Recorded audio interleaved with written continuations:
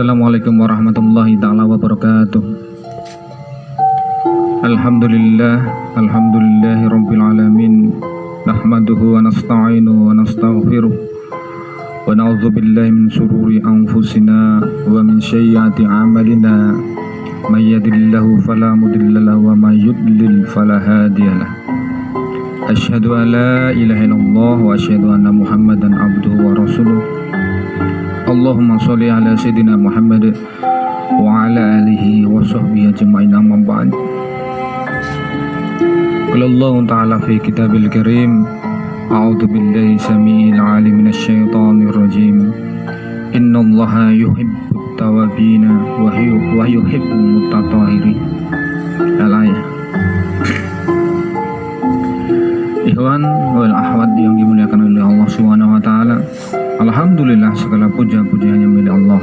Salawat serta salam semoga tetap terlimpah curahkan kepada uswah hasanah kita, Habibana wa Nabiyana Muhammad sallallahu alaihi wasallam, pun pula kepada keluarga beliau, para sahabat, para tabi'in, para tabi'in dan umatnya semuanya saja dari dahulu, sekarang dan pada masa-masa yang akan datang.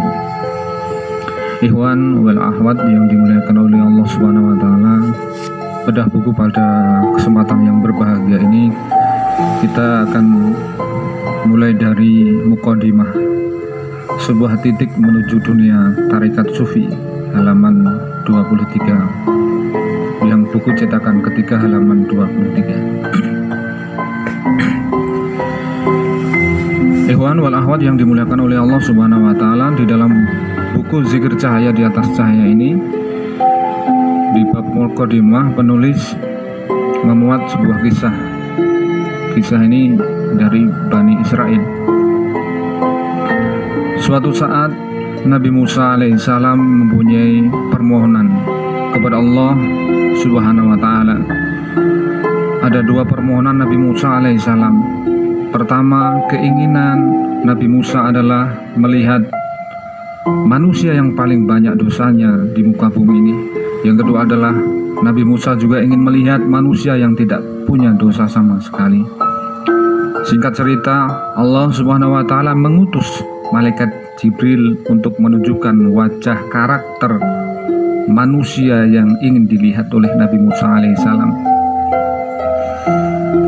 Wahai Musa, kalau engkau ingin melihat manusia yang paling banyak dosanya, kata Allah, dan orang yang tidak punya dosa sama sekali, hendaklah engkau pergi ke sebuah perbatasan suatu kampung atau desa.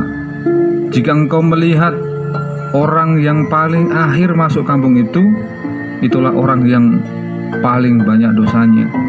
Jika engkau melihat orang yang pertama kali keluar dari kampung itu, itulah orang yang tidak punya dosa.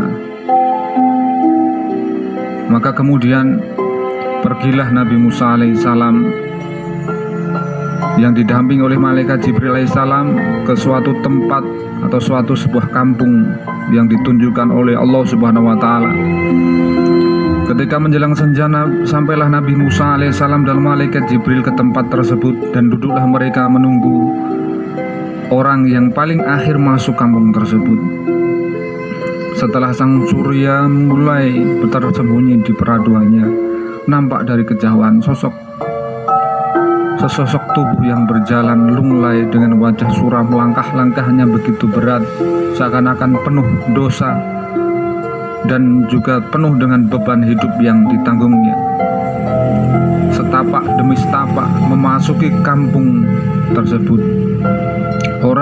Ketika orang tersebut berlalu di hadapan Nabi Musa alaihissalam dan malaikat Jibril, bertanyalah Nabi Musa alaihissalam, "Wahai Jibril, inikah orangnya yang paling banyak dosanya?" Jawab malaikat Jibril, "Benar Musa, inilah manusianya."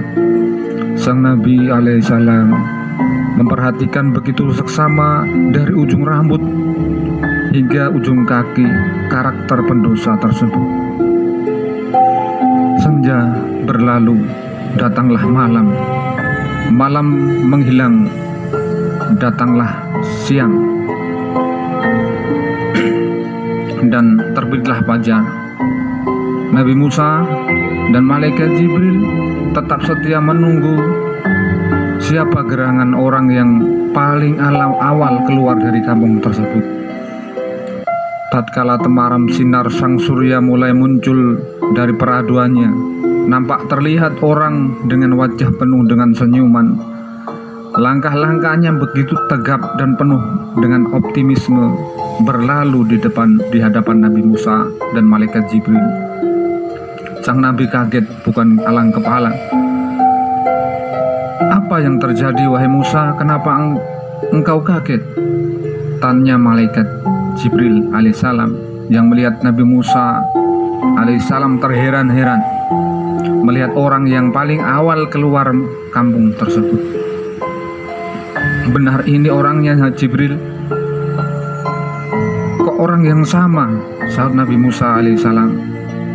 "Iya, memang kenapa Nabi Musa?" jawab malaikat Jibril alaihissalam. "Okelah kalau begitu, aku susul dia mumpung dia belum jauh perginya," kata Nabi Musa alaihissalam menimpali.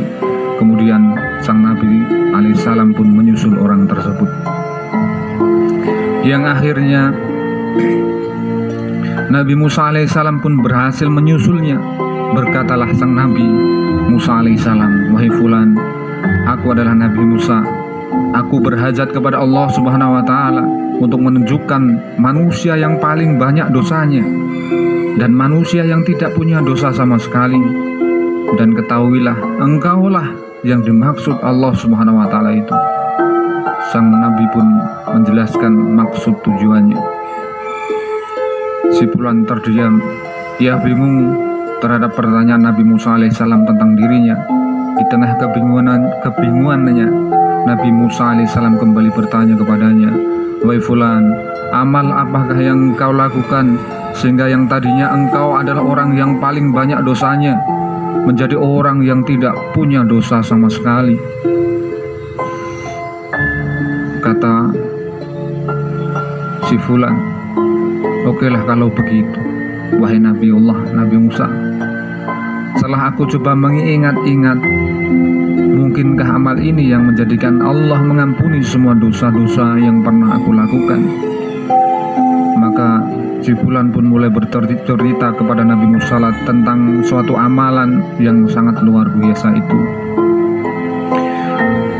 "Wahai Nabiullah, pada suatu hari aku mengajak anakku berjalan-jalan, ya rekreasi, tamasa, piknik. Ia begitu riang dan sangat menikmatinya. Ketika sampai di hutan, anakku terkagum-kagum melihat pohon yang amat besar sekali. Pohon yang besar, tinggi, menjulang ke langit. Dan selama ini ia belum pernah melihatnya. Lalu anakku bertanya kepadaku, 'Wahai ayahku, lihatlah pohon itu sungguh amat besar sekali, ayah. Adakah yang lebih besar dari pohon itu, ayahku?' 'Ada, wahai anakku. Coba engkau lihat gunung yang ada di sana, lebih besar dari pohon ini,' sambil aku menunjukkan gunung tersebut kepada anakku. 'Oh, iya, betul, benar ya. Itu gunung lebih besar dari pohon ini,' sahut anakku sambil memanggut-manggut. 'Tetapi wahai ayahku, adakah yang lebih besar dari gunung itu?' anakku kembali bertanya kepadaku. 'Ada. Ia adalah bumi yang engkau injak ini, yang kau pijak ini, anakku. Lihatlah, ia terhampar luas seakan tak terbatas, dari ujung timur hingga ujung barat, dari utara sampai selatan. Begitu besarnya bumi, dan gunung itu hanya sekedar pasaknya saja.' Jelasku. Benar, bumi memang begitu besar sekali. Tapi masih adakah, wahai ayahku, yang besar dari bumi ini?" tanya anakku lagi. "Ada. Lihatlah ke atasmu, ia adalah langit, terlihat begitu luas terbentang mengelilingi bumi. Ia meliputi dan menyelimuti bumi. Engkau lihat bintang di atas sana, begitu kecil, begitulah bumi ini dibandingkan dengan langit. Jawab anakku. Betul, memang betul wahai ayahku. Sungguh langit begitu jauh lebih besar daripada bumi. Dan saya kira sudah tidak ada lagi yang lebih besar dari langit, sahut anakku. Masih ada yang lebih besar lagi dari bumi dan langit ini, wahai anakku. Mendengar jawaban tersebut, anakku terkejut dan ia bertanya lagi kepadaku, wahai ayahku, bagaimana mungkin ada yang lebih besar dari keduanya, bumi dan langit ini? Kalau ada, betapa luar biasanya, betapa hebatnya dia. Wahai anakku, yang lebih besar daripada bumi dan langit ini adalah dosa-dosa ayahmu. Dan air mataku menetes. Aku pun menangis terseduh. Terbayang semua keburukan dosa masa laluku yang begitu besar. Apa yang dilarang Allah, aku mengerjakannya, dan apa yang diperintahkan, aku melanggarnya. Semua dosa dari kecil hingga besar telah aku buat. Wahai Nabi Musa, demikian itu pertobatanku kepada Allah Subhanahu wa Ta'ala, mengakui semua dosaku. Ikhwan wal akhwat yang dimuliakan oleh Allah Subhanahu wa Ta'ala, hal yang penting bisa kita mengambil ibrah atau pelajaran dari kisah tersebut adalah tulusnya pengakuan, ikhlasnya pertaubatan yang lahir dari kebeningan hati nurani, yaitu taubatan nasuha. Bukankah Allah berfirman, innallaha yuhibbut tawabina wa yuhibbul mutatahhirin. Allah mencintai orang-orang yang bertaubat, dan juga Allah mencintai orang-orang yang mensucikan dirinya. Dan ampunan Allah Subhanahu wa Ta'ala yang dijanjikan kepada mereka yang tulus mengakui khilaf, salah atau dosanya, dan mengikuti yang perbuatan-perbuatan buruknya itu dengan perbuatan baik. Saudaraku ikhwan akhwat yang dimuliakan oleh Allah Subhanahu wa Ta'ala, tapi sekarang lihatlah betapa banyak manusia yang tidak mau mengakui dosanya dan tidak merasa malu ketika melakukannya. Malahan ketika mereka begitu membangga-banggakan dosanya yang dibuat. Sifat Qarun, sifat Fir'aun, Haman, Abu Lahab, Abu Jahal muncul di abad modern ini. Mereka jadi penguasa otoriter, jadi pejabat korup, jadi pengusaha culas, jadi rakyat ngamukan. Dampaknya ini adalah dampak dari ketidakadilan, cermin dari kekuasaan yang otoriter dan korup. Lahirlah tindakan kejahatan, pembunuhan, perampokan, pencurian, perjudian, perzinahan, dan tindak amoral lainnya. Saudaraku ikhwan akhwat semuanya, lihatlah, budaya malu telah hilang dari negeri ini, yang konon terkenal dengan budaya ketimuran yang menjunjung tinggi nilai-nilai luhur, adat istiadat yang beradab. Ketika ada pejabat yang korup tertangkap dan dijadikan tersangka, masih saja bisa obral senyum sana sini sambil melambai-lambaikan tangannya di depan kamera. Perzinahan dilokalisasikan, perjudian diiklankan, minuman keras jadi kebanggaan. Yang lebih ngeri ada orang yang membunuh hanya karena rebutan uang recehan. Memang sudah menjadi qadar Allah jika kemaksiatan, kedurhakaan, kedurjanaan, dan kemungkaran itu ada, keburukan itu ada. Akibat dari semuanya itu adalah karena lemahnya iman. Orang yang lemah imannya jauh dari jalan kebenaran dan cenderung menyimpang, sesat menyesatkan. Inilah yang mendatangkan murka Tuhan, murka Allah Subhanahu wa taala. Sebagaimana firman-Nya Allah Subhanahu wa taala dalam surat Ar-Rum ayat 41, A'udzubillahi samiil alim minasyaitonir rajim. Zuharal fasadu fil barri wal bahri bima kasabat aydinas liyudhiqahum ba'dalladzi amilu la'allahum yarji'un. Yang artinya telah nampak kerusakan di darat dan di lautan disebabkan karena perbuatan tangan manusia, supaya merasakan kepada mereka sebagian dari akibat perbuatan mereka, agar mereka kembali ke jalan yang benar. Ikhwan wal akhwat yang mulia, ayat tersebut Allah mengingatkan kepada kita bahwa segala kerusakan, bencana, musibah yang terjadi, mungkin wabah pada saat ini, adalah akibat kemaksiatan, akibat bentuk kezaliman manusia itu sendiri. Zuharul fasadu fil barri wal bahri bima kasabat aydinas, karena kezaliman manusia itu sendiri. Dan Allah memberikan musibah itu, bencana itu adalah liyudhiqahum ba'dalladzi amilu, supaya manusia itu merasakan sebagian dari akibat perbuatan mereka.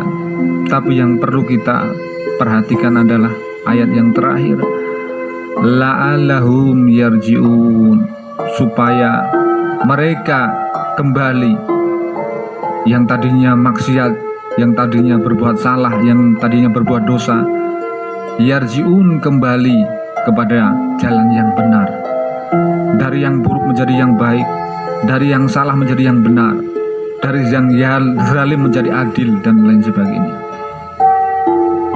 Ikhwan yang dimuliakan oleh Allah Subhanahu wa taala, segala bala musibah yang menyapa, juga wabah mungkin pada saat ini, adalah karena Tuhan berkeinginan agar manusia kembali kepada Allah Subhanahu wa taala. Tapi kebanyakan manusia ketika menyimpang sesat dan diluruskan dengan didatangkan musibah, malah ia cenderung berkeluh kesah. Oh Tuhan, apa salahku, apa dosaku, sehingga musibah ini terus menghampiri diriku. Bukannya terus insaf, segera bertaubat, tapi malah menyalahkan Tuhan. Manusia-manusia yang tak pernah mengakui khilaf, salah dan dosanya sama sekali, bahkan cenderung merasa bahwa dirinya benar, itulah akibat dari kolbu yang rusak, kolbu yang sakit, kolbun marid, kolbu yang sudah mati, kolbun mayit. Dan jangan-jangan manusianya itu adalah kita sendiri. Nauzubillah min dzalik. Janganlah kolbu yang berpenyakit itu sampai kita bawa mati, tapi tanpa adanya penyesalan dan pertaubatan kepada Allah Subhanahu wa taala. Ingatlah, kehidupan dunia hanyalah sementara.